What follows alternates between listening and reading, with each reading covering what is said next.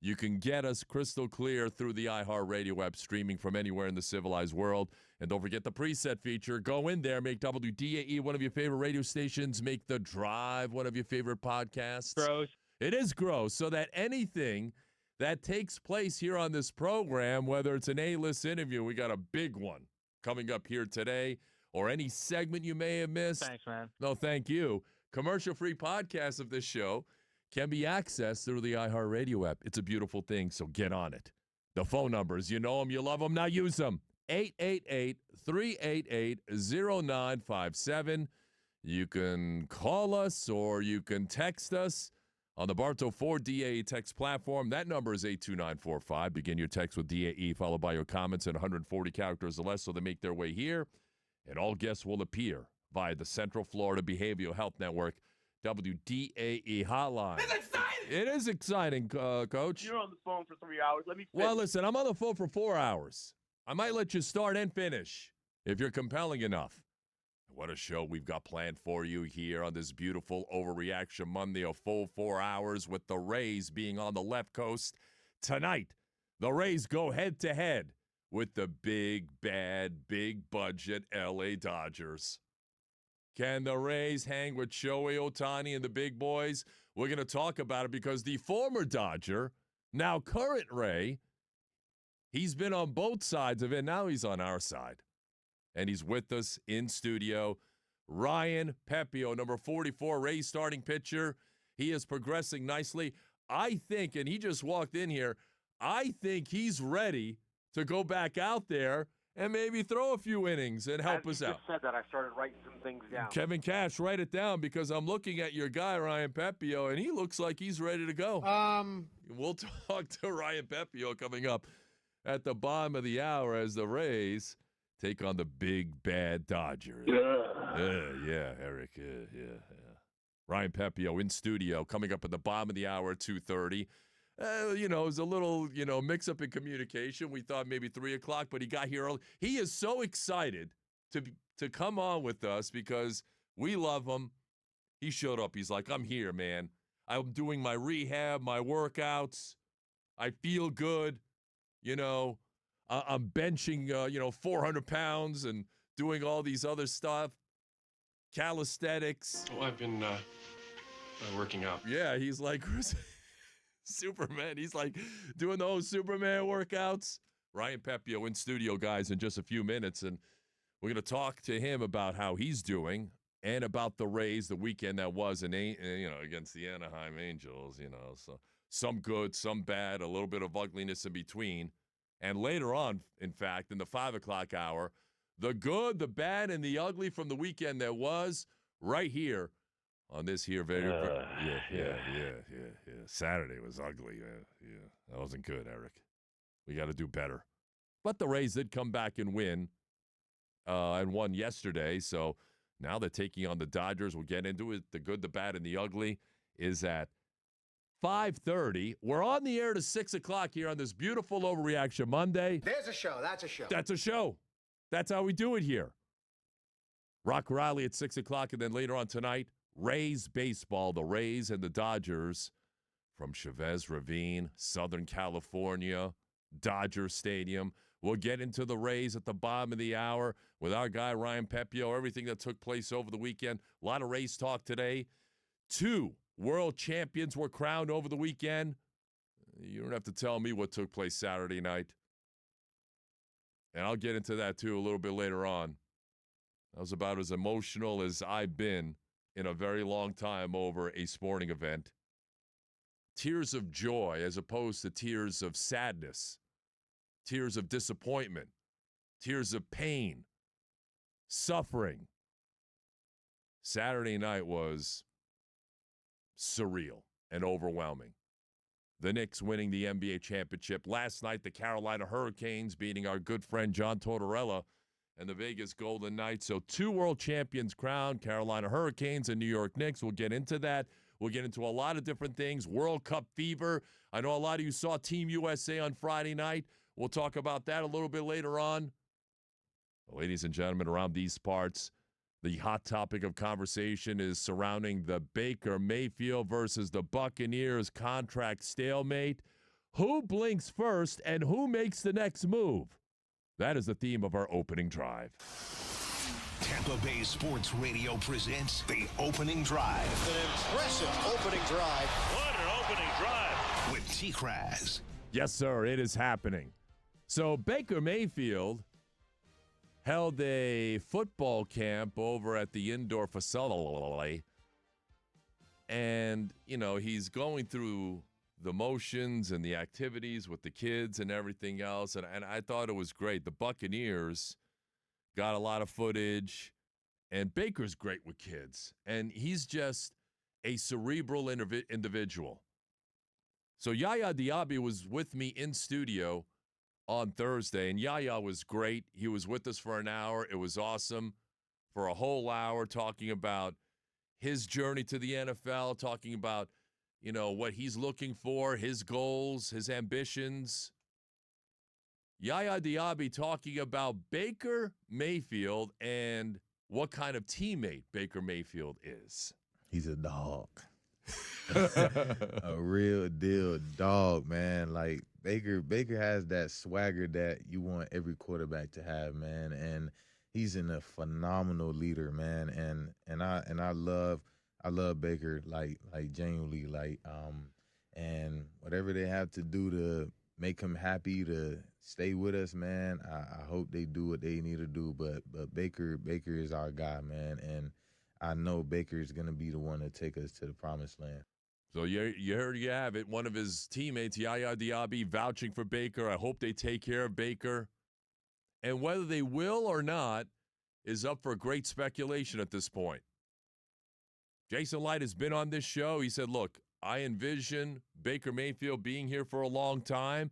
But then Baker got up there, and we played the audio about 1,000 times about how they are nowhere close in contract negotiations with the team. That is the beginning of the dance. Now, a lot of fans are panicking, saying, okay, this could be the end.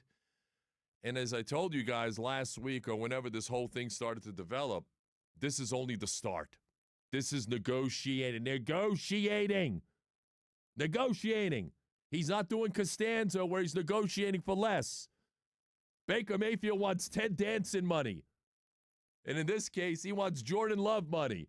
He's probably in that $55 million a year range over 5 years, and that's what you do. You go high, they're going to go low. And the Buccaneers went really low, apparently. Here's what we do know. The Bucs have made a contract offer.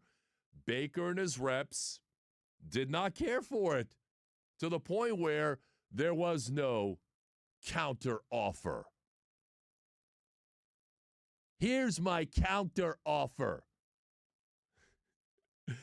So we haven't heard of what's going on. Now, Baker kind of brought it out into the light. I think the Buccaneers would prefer, based on my conversations with them last week and in recent weeks, both on and off the air, I think the Buccaneers want to keep this one in-house. They want to go through the process. They don't want to negotiate through the media where things can get blown out of proportion and some things can be misconstrued as to what's being offered, what's not being offered. But look, 3 things have to happen in order for this deal to take place. 1, the contract length. We talked about this last week. 2, it's the average annual per year salary. 3, it's the guaranteed money. And we are a ways off, I can tell you this, from all 3 of these checking. They haven't checked the boxes on any of these so far. Now, I say so far because I think the negotiations just begun. What I'm trying to wonder is this. Obviously, Jason Licht came on with me after the draft. He said, look, I love Baker, and he loves Baker. They're in constant communication. He was texting Baker. Baker was texting him during the draft, after the draft. Baker really liked the Ted Hurst drafting out of round number 3. Another big body for him in the passing game. What I'm trying to figure out is, if you think Baker means that much to you as an organization, why didn't you reach out to him sooner? I'm pretty sure the Bucs knew he's entering a contract year. Now, I get it. They were in free agency trying to improve the team, and then the pre-draft process, then the draft itself. There are a lot of man hours that go into that, a lot of meetings, countless meetings. But once the draft ended in late April, here we are on June the 15th, and we're in the middle of a stalemate. I would think that if you valued Baker, and I think the Bucs do, I'm just wondering why they dragged their feet over the course of several weeks and just started to get around to offering him the first of what's going to be, I would think, a few different contract proposals. So I would have thought that this would have taken place weeks ago, like, I don't know, right after the draft, because the Bucs knew that this was going to be a complex negotiation with a lot of layers to it. And you know Baker and his guys are going to shoot high. The Bucs certainly should have known that. But you know what? This is what happens during a negotiation. You're not going to reveal your hand, okay? You may be sitting there with ace-king suited, but you're certainly not going to let the other players know. In this case, you're going one-on-one. You're going heads up with one other guy. And I'm not saying the Bucs have ace-king suited. Based on their initial offer, which I think was a short-term deal. And if I had to guess, this is only a guesstimate, and I was guesstimating on this last week in the Daniel Jones, Deshaun Watson type of range. $44 million a year is what Daniel Jones got. Deshaun Watson, the guy who replaced Baker in Cleveland, got $46 million, or is earning $46 million. He's entering the final year of that disastrous deal with the Browns, fully guaranteed, which shook up the entire league. And I think Baker was probably offended by that. The Bucs are not going to put forth their best offer with their initial offer, if that makes any sense. And any of you who've been involved in contract negotiations, and you know, I've had a couple of them, and might be one coming up soon too, by the way. We'll see how that goes. But you're not going to give forth your best offer in your initial offer. There's going to be a song and dance. Who makes the next move? Since the Buccaneers already put out their initial offer, I think they're waiting for a counter offer to find out where Baker and his guys are coming from, and then you can get down to the grittiness. Now, this will get contentious, and apparently it's already gotten contentious. Baker's not happy about how it's going so far with the initial offer. So I think the Buccaneers are sitting there waiting for Baker and his reps to come back with a counteroffer, whatever that looks like. And then once that happens, then the dance has begun. The enchantment under the sea dance is underway. Hey, you get your damn hands off her. And we'll find out exactly how Baker feels about the Bucs and then how the Bucs feel about Baker after that. Because there will be a song and dance. And I think the Bucs are waiting for that offer, and I think it's time for Baker and his reps to say, okay, this is what we're thinking, and here it is. And maybe that counteroffer has already been on the desk of Jason Licht and the Buccaneers over at the Advent Health Training Center. We're just not hearing about it, nor should we. This should have become a public spectacle. The Buccaneers certainly don't want that, and Baker just threw all caution to the wind when he threw it out there, and he made this much more public than maybe it has to be. But look, I don't begrudge Baker. I mean, he's looking at his situation like, okay, I think I have a certain idea of what I'm worth. Baker's thinking, if I were a free agent right now, what would that number be? And that, if I'm Baker, that's how I'm negotiating against the Bucs. Even though the Bucs have the franchise tag, I think they have the leverage because at the end of the day, they can restrict Baker from testing the open market. But if I'm Baker and his reps, I'm going to Jason Licht like, hey, let me ask you a question. If I was free right now, what kind of offers would I get? And I'm telling you, there are at least 3 to 5 teams right now that would offer Baker mid-50s. 54, 55 million a year. And maybe the Bucs know that. And I think that's what I would do if I were Baker, if I were giving him any advice on how to proceed, I would throw that little tidbit out there and see how the Buccaneers would react. And then I would give them my counteroffer. If I was a free agent, what would my value be? You know how many teams out there that would love to have me as a starting quarterback after this year. Cardinals, Jets, Steelers, to name three right off the top of your head, and there could be others that could materialize over the next 6 months or so, depending upon those situations. And, you know, it's volatile, the NFL. Things change constantly. It's ever so fluid and evolving. But that's what I would do. If I'm Baker, this is what I think I would get. Here it is right here.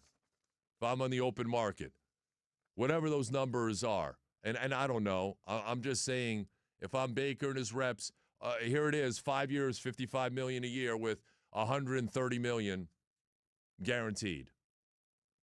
But Baker's 31. The Bucs will come back to him and say, well, you're 31, okay? And I know you're looking at Jordan Love and Trevor Lawrence and Brock Purdy. Those guys are much younger than you. So here's what we're thinking. Then the Buccaneers will come back with their revised offer, which will be, I would think, improved from their initial offer. And then this is going to go back and forth, serve and volley, if you're a tennis fan, which I'm not. But you get the picture. You understand where I'm coming from. But I think Baker's got to make the next move since the Buccaneers already put theirs out there. And again, if I'm Baker, I play that card, boy. I'm like, look, if I'm a free agent right now, this is what I would get. Here it is right here. And then the Buccaneers would have to proceed accordingly based on how they feel. So based on everything I've heard so far, obviously they're miles apart. Will this get done by July the 28th, which I do believe is the first day of training camp? I don't know. If I had to guess one way or another based on how it's going right now, I would say no. I don't think like it will get done unless one side completely caves in between now and then. And I don't see that happening either, because I'll tell you this. I think the Buccaneers were concerned about how last season ended. Obviously, as a team, they lost 7 of 9, and specifically when it comes to Baker. I think losing 7 of their last 9 and Baker throwing some untimely interceptions, the one in Carolina, he threw 2 down in Miami and losing that game too, although the defense didn't do anybody any favors, but Baker was not at his best. And I think the second half of last year gave the Buccaneers a little pause for concern, like, first half was great. He looked like the MVP. We got off to a 6-2 start. Second half, not so much. So they're trying to evaluate, okay, how much is this guy really worth? In my opinion, based on the quarterback market, and I already told you guys last week what I thought the numbers should be, 4 years, $52.5 million per, 4 and 210, with half of that guaranteed at $105 million based on his age and his production since he's been here. I think those are the fair numbers. I think if you're going to do a deal, those are the numbers. But, as I've said all along, I don't mind the Buccaneers and Baker saying, you know what? Let's shut things down. Let's play out this final year and then see what happens. I think that's probably the best move because you know Baker's going to be motivated. You know he's going to be motivated by the schedule in itself and so many guys that he wants to, exact some revenge on. At Cincinnati, week 1, the home opener against the Browns. I don't need to tell you what that game means to Baker. The 2 games against Carolina. The 2 games against Atlanta. So you know he's going to be motivated. Plus, if he's playing for a contract in this offense and it's loaded around him, as long as the line stays healthy and Zach Robinson calls a Liam Cohen type of offense, there's a possibility that he goes out there and lights it up, much like he did 2 years ago when he threw for 40-plus touchdowns, 4,500 yards, completion percentage north of 70%.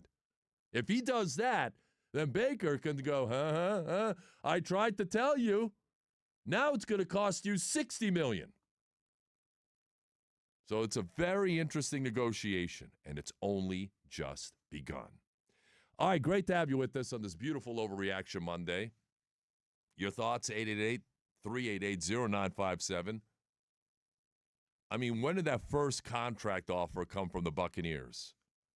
I mean, they should have been on this in late April, right after the draft. And I know you got the draft and you have to sign undrafted free agents, but listen, I would have been on it right then and there. Last week of April, first week of May. It's June 15th. I mean, you could have been at this for 6 weeks. And I don't know when that offer from the Buccaneers to Baker came, the first offer. But now you're in a race against time. This is Baker Mayfield's deadline. This is not the Bucs' deadline. So it'll be interesting to see. Now, if there's enough progress toward a contract extension, would Baker say, you know what, I'm okay waiving the deadline of training camp or the start of training camp if we feel like we're progressing towards a deal? That's the other thing to keep in mind, too. Baker's got this deadline out there, but if there's significant progress toward a deal, if you're Baker, why would you shut it down on July the 28th? Like, if you're that close to a deal, if you're in the red zone, so to speak, on a deal, it's July 28th, forget it. Even though you're right there on the precipice of a deal, if you're close to a deal, if you're Baker, you got to think about that. And I know he's putting that out there as a negotiating ploy, but if you're close to a deal, if you're making progress toward a deal, I would say, like, you know what, I don't see a deadline. You know, let's keep talking because we're close. So that's something for Baker to keep in mind as well. So many layers to this, so many variables. I'm just giving you a glimpse as to what's going on and how it might shake out. I don't know. What do I know? I don't know anything. I'm just sitting here. All right, great to have you with us on this Overreaction Monday. Your calls and texts coming up. The good, the bad, and the ugly in the 5 o'clock hour. We're on the air until 6 o'clock. World Cup fever. 2 world champions crowned over the weekend. The Rays are in Dodger Stadium tonight. What a huge challenge in front of the Rays. Are they ready to tangle with the big boys? The former Dodger, now current Ray, our guy, Rays pitcher Ryan Pepiot, he's in studio. We'll ask him about that dynamic as well as the weekend that was with the Rays. Rays Talk, Ryan Pepiot, Pep Talk, coming up next. You're tuned in to The Drive with TKras. Yeah, great to have you with us. It is The Drive. It's driven by our guys over at Moss Nissan. Their goal is to never lose your business over price. And about my last 3 vehicles there, I have recommended Moss Nissan to friends and family. They are absolutely all over it. They are buying their vehicles there, and that includes Chris Mathis and his new bride. And listen, you guys can absolutely take advantage of it as well. Take advantage of this deal, too, while you're at it. 0% for 60 months, Chris Mathis, on the Rogue, the Murano, the Pathfinder, and the Frontier. You got that right, Tom. Also at Moss Nissan, they're offering at-home and office delivery. You order a car, you buy your new car, they drive it up right to your business, right to your front door as they did mine. They dropped it off at the garage. Dimitri gave me the keys, showed me all the features. Voila, I'm on the road. I've got my new car. And I also have an appointment tomorrow at Moss Nissan. They're going to treat you guys just as they would Tom or I. They're going to treat you like family at Moss Nissan. They do. And right now, they're also paying over KBB for your trade-in value as well. So check them out. 3 locations, North Tampa, Newport Richey, Brooksville.